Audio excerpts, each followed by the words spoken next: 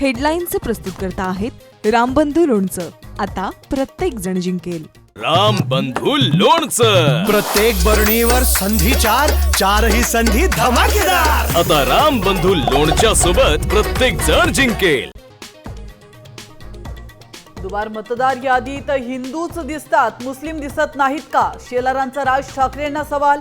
Vote जिहाद करू नका, विचार वापसी करण्याचं आवाहन. ठाकरे बंधूंनी लांबून चालनाचा रोग लावून न घेण्याचाही सल्ला.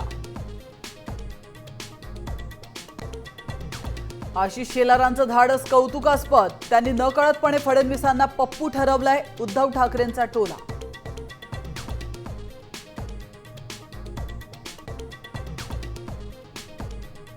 बीडमध्ये पुन्हा मुंडे विरुद्ध मुंडे सामना रंगण्याची शक्यता.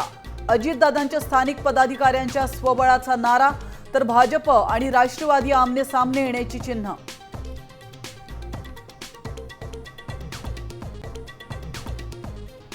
शिरूरमध्ये चिमुकल्याच्या मृत्यूनंतर बिबट्याला गोळ्या घालण्याचे वन विभागाचे आदेश. शार्प शूटर टीमकडून पिंपरखेडमध्ये शोध, तर मंचरमध्ये ग्रामस्थांचा रास्ता रोको.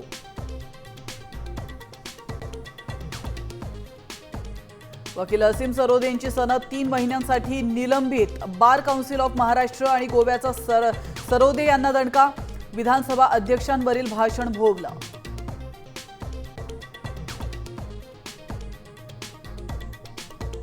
उद्यापासून लाडक्या बहिणींना ऑक्टोबरचा हप्ता मिळणार. 18 नोव्हेंबरपर्यंत ई-केवायसी करून घेण्याचं मंत्री अदिती तटकरेंचं आवाहन.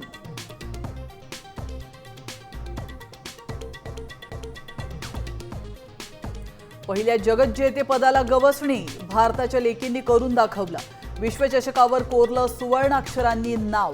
देशभरात जल्लोष, तर पंतप्रधानांनीही केलं खास कौतुक.